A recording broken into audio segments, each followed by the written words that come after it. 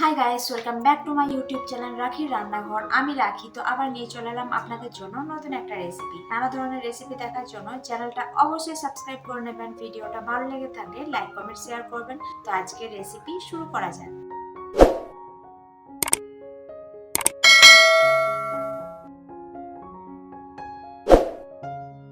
আজ বানাবো গরমের জন্য একদম পারফেক্ট লিচু মোহিত।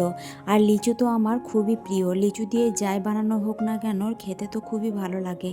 তো আজ বানাচ্ছি লিচু দিয়ে মোহিত, যেটা গরমকালে সবারই খুব ভালো লাগবে আর খেতেও কিন্তু খুবই ভালো হয়। তো চলুন বানানো যাক লিচু মোহিত।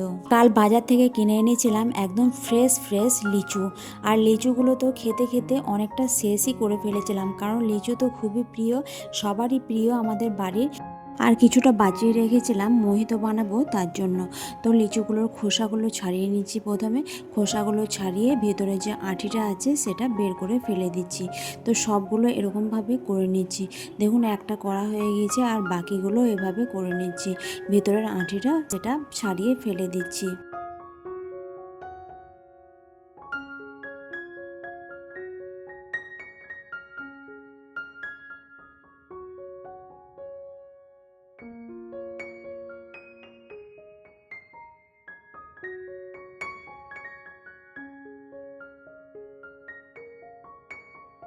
সমস্ত লিচুর খোসাগুলো ছাড়ানো হয়ে গেছে আর ভেতরে যে আঁটিটা আছে সেটাও ছাড়িয়ে ফেলে দিয়েছি। এবার একটা মিক্সার জার নিয়ে নিয়েছি, জারের মধ্যে দিয়ে দিয়েছি ছাড়ানো কিছুটা লিচু আর কিছুটা পুদিনা পাতা। এবার ঢাকনাটা বন্ধ করে দেবো, জারের ঢাকনাটা বন্ধ করে এটাকে এবার কিছুক্ষণ ঘুরিয়ে নেবো। এই যে দেখুন একটা ভালো স্মুথ পেস্ট তৈরি হয়ে গিয়েছে। এই যে লিচুর রসটা বের করে নিয়েছি।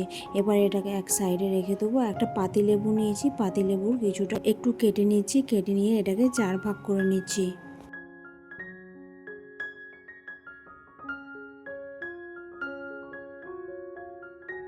চলো এবার লিচু মোহিত বানানো যাক। তার জন্য একটা গ্লাস নিয়ে নিয়েছি।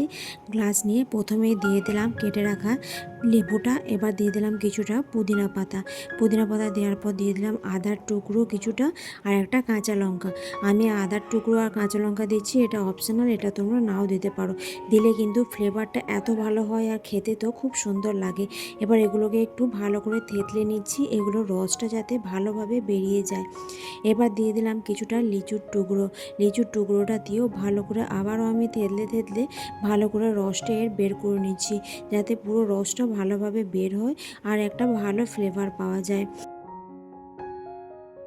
আর দিয়ে দিচ্ছে এবার কিছুটা বিট নুন আর চাট মশলা। লিচু মোহিত বানাচ্ছি আর এটা ঠান্ডা ঠান্ডা না হলে তো একদমই ভালো লাগবে না, তাই কিছুটা বরফের টুকরো দিয়ে দিলাম। আর লিচুর যে জুসটা বানিয়েছিলাম সেটা একটু দিয়ে দিলাম। এবার আসছে মেন উপকরণ, তোমরা চাইলে সোডাও দিতে পারো, আমি এটা স্প্রাইট দিয়ে বানাচ্ছি। এই যে স্প্রাইটের ঢাকনাটা খুলে নিলাম, এটাও কিন্তু ফ্রিজে ভরা ছিল একদম ঠান্ডা।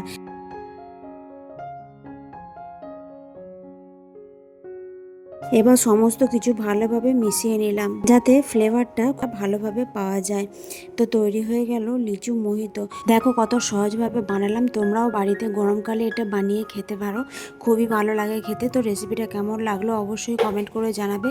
চ্যানেলে নতুন হলে চ্যানেলটা অবশ্যই সাবস্ক্রাইব করে নেবে। আজকের জন্য এটুকুই, টাটা।